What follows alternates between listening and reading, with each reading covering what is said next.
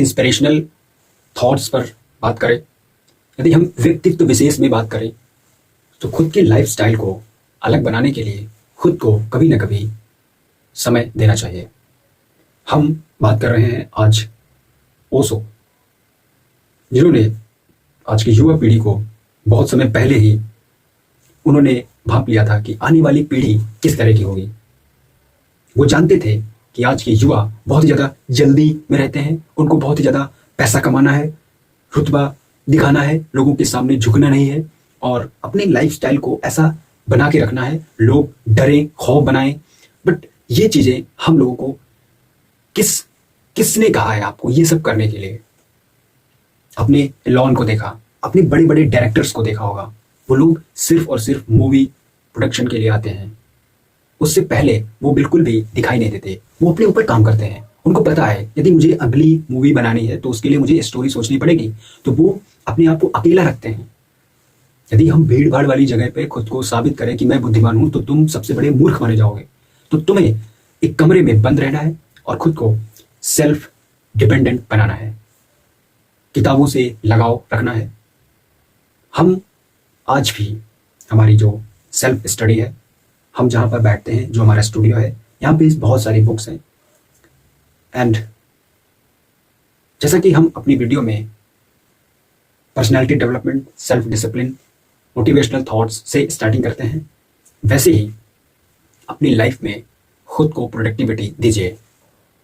Generally लोग जो है खुद को इतना ज़्यादा कमज़ोर बना लेते हैं, खुद को बेकार कर लेते हैं, वो खुद को पहचान ही नहीं पाते हैं। स्वयं की परिभाषा तब समझ में आती है जब आपको कोई रोस्ट करता है, मतलब आपको आपके सामने नीचा दिखाने की कोशिश करता है।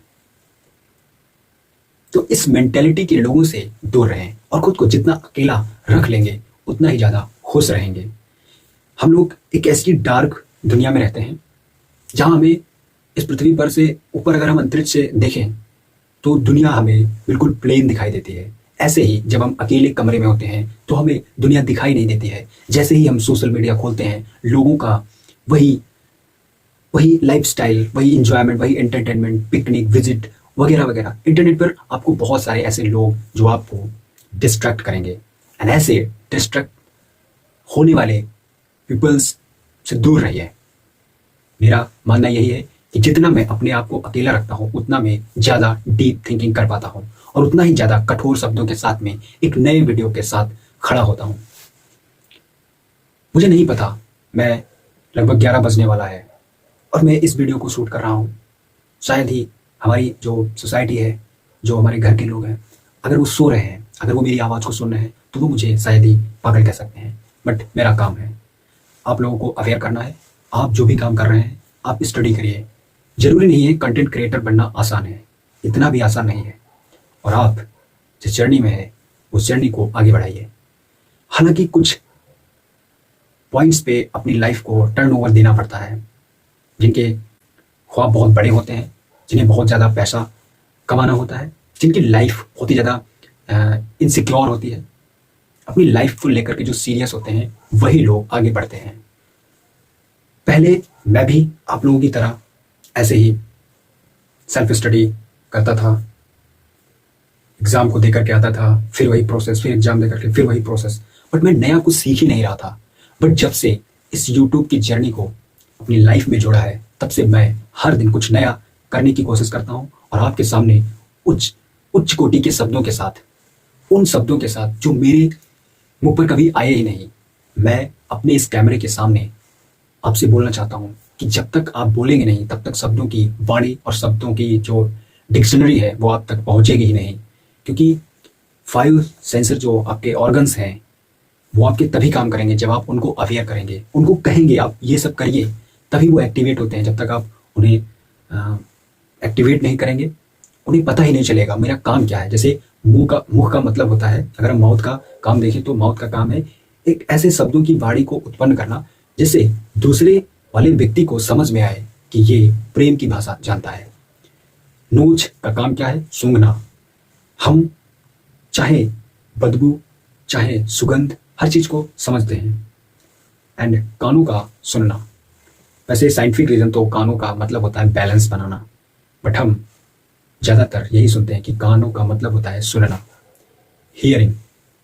If you have here any sounds like roaring, crying and weeping, all of these।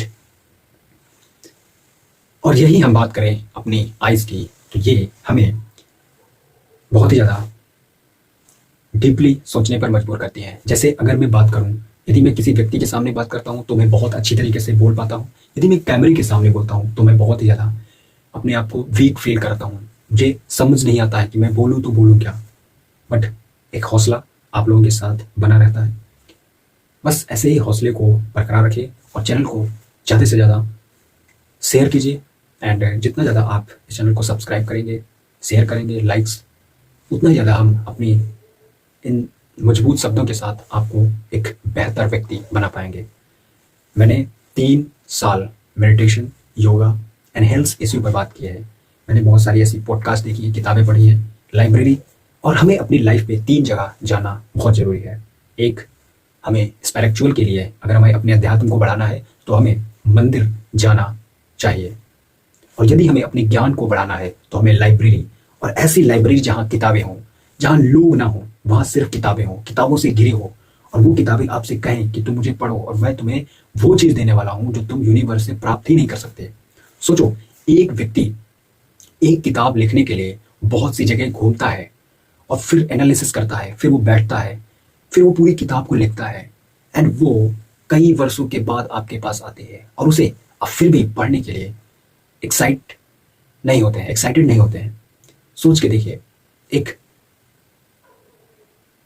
एक पुर्तगाली जिसने जल यात्रा से भारत की खोज की, वास्को डी गामा, सोच के देखिए, उसने 4थी बार जो है भारत यात्रा की और उसने वो मैप तैयार किया। तो सोच के देखिए, यदि वो आया नहीं होता तो भारत की खोज ही नहीं होती। तो ऐसे ही हम लोग जब तक किसी चीज़ को खोजेंगे नहीं, तब तक हम उस चीज़ के बारे में जान ही नहीं पाएंगे। और तीसरा है अपनी हेल्थ को लेकर के ज़्यादा अवेयर होना। हमें अपने पहले तो इंटरनल और एक्सटर्नल पार्ट्स जो है जानने जरूरी हैं, पार्ट्स ऑफ बॉडी समझना बहुत ही ज़रूरी है। हमारे शरीर में जितने भी ऑर्गन्स हैं, मसल्स हैं, न्यूरॉन्स कैसे काम करता है, एंड हमारा जो हाथ है उसमें जो 5 फिंगर्स हैं उनके नाम क्या हैं, एंड हमें ये 5 फिंगर्स, हमारे 5 फिंगर्स क्यों हैं, अगर यहाँ पे 10 फिंगर्स होते तो क्या मतलब होता है इसका। सो हमें ये सब चीज़ें समझना बहुत ही ज़रूरी है। अभी भी हम फेक नॉलेज की ओर भागते हैं। यदि अगर आपको जो सिखाना है वो सिखा सकते हैं, जो नॉलेज नहीं है वो नहीं प्रोवाइड कर सकते। हम उस देश में रहते हैं जहाँ पर गांधी जैसे महान नेता, महान संत, जिन्होंने भारत को आज़ादी दिलाने में महत्वपूर्ण भूमिका निभाई। हम उस देश में रहते हैं जहाँ चंद्रशेखर आज़ाद, भगत सिंह एंड बहुत सारे ऐसे सूरवीर एंड यूँ कहें हम ऐसे महान व्यक्तित्व के लोग, जिनके विचारों और जिनके बलिदान से आज इस देश में हम स्वयं को आपके सामने बोलने के लिए तत्पर रहते हैं। मैं आज के इस संस्कृति और डूबती दुनिया के बारे में बताने वाला हूं। अगर आज के युवा जिस ओर जाने की कोशिश कर रहे हैं, या लिहाजा अपनी जो भाषा, अपनी जो संस्कृति, अपना जो रहन सहन उसको बदल रहे हैं, वो वेस्टर्न कंट्री को लेकर के ज़्यादा प्रभावशाली रहते हैं। एंड आज हम बात करें बॉलीवुड सिनेमा। आज का जो फिल्म इंडस्ट्री है वो बहुत ही ज़्यादा बेकार हो चुका है। लोग पैसों की होड़ में कुछ भी करने के लिए तैयार होते हैं। एंड अभी आज की जो लाइफस्टाइल है उसमें लोगों को एक ऐसे कल्चर को दिखाया जाता है जिससे समाज और शिक्षित वर्ग अपनी बनाई हुई जो शिक्षा प्रणाली है उस पर शर्मिंदगी महसूस करता है। उसे लगता है कि यदि मैंने इस बच्चे को शिक्षित किया और कल को एक ऐसी सभ्यता के साथ में सामने प्रकट होता है तो उसे क्या सीख मिलती है। ऐसे में बात करने वाला हूं देश की उस महान हस्तियों में से, या कहें कि 7 टापुओं का शहर मुंबई, जहां शिवाजी एंड बहुत सारे ऐसे महान सूरवीर जिनका जन्म हुआ, मराठा योद्धा,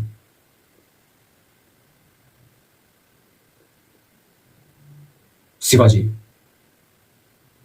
बट आज का कल्चर, आज के लोग, उनकी भाषा, उनके गाने और उनका फिल्म चित्रण जिस चीज को दिखाता है, उसे लगता है कि आज शायद उन लोगों की कमी है जो एक नेक रास्ता दिखाने के लिए पिछले 150 साल पहले खड़े हुए थे।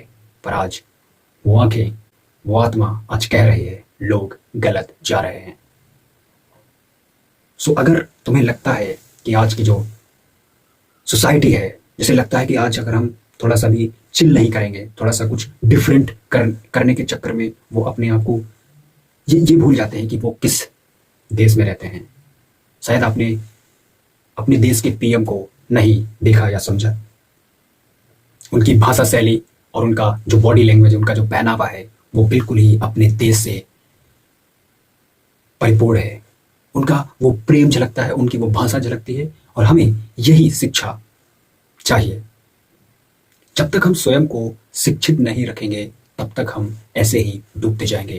क्योंकि आज की जो जनरेशन है, उसे कोई और चला रहा है और हमें लग रहा है हम सोशल मीडिया पर ज्ञान देने के बाद खुद को एक किंग के तौर पर चुन रहे हैं। यही आज के युवाओं की गलती है। दुनिया के अन्य देशों से अगर कंपैरिजन करें तो इंडिया में पॉपुलेशन बहुत ही ज़्यादा अनलिमिटेड हो चुकी है। अब यहाँ पर रहने के लिए आपको बहुत ज़्यादा स्ट्रगल करना पड़ेगा।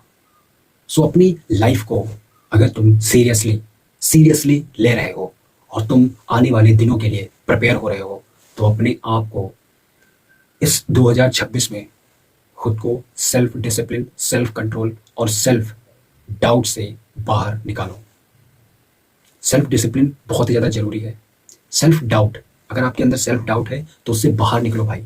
ओवर कॉन्फिडेंस कभी मत हो, क्योंकि जो ओवर कॉन्फिडेंस होते हैं वो ड्यूनिंग क्रूगर इफेक्ट के शिकार होते हैं। उन्हें लगता है मेरे पास बहुत ज़्यादा ज्ञान है, मैं दुनिया का सबसे ज़्यादा बुद्धिमान व्यक्ति हूँ। पर आपसे एक से एक बुद्धिमान व्यक्ति पढ़े हैं। अगर आपको किसी क्लास में आप पढ़ रहे हैं और आपको 4 क्वेश्चन एक्स्ट्रा आते हैं, तो हर टीचर को लगता है ये बच्चा होशियार है और ये कमज़ोर है। पर आज आप देख सकते हैं, आज का एग्जाम्पल है 10th drop Nikhil Kamat. Elon Musk से पॉडकास्ट के दौरान एक ऐसी कन्वर्सेशन होती है जिसमें भविष्य को लेकर के बातें होती हैं। स्टॉरलिंक, नेटवर्क, इंटरनेट, एआई आदि पर बातें होती हैं। सो 10th ड्रॉप एक बंदा जिसने एलॉन मस्क, जो आज दुनिया के सबसे अमीर व्यक्ति हैं, $600 मिलियन, बहुत ही ज़्यादा रईस, बहुत ज़्यादा पैसा, फिर भी व्यक्ति वो अपने शौक नहीं करता।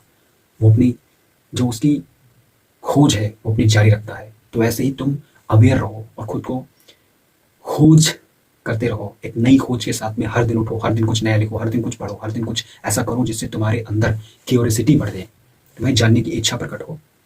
तुम स्वयं पर कितना ध्यान देते हो ये आज का समय नहीं, आने वाला कल तय करेगा। तो तुम चुपचाप अपना काम करो और अपने आंखों के दाएं बाएं एक ब्लाइंडर लगा लो और खुद को सामने रखो। जब सक्सेस हो जाओ तब उस ब्लाइंडर को हटाना और देखना तुम्हारे पीछे सब गायब होगा और वो दुनिया बदल चुकी होगी।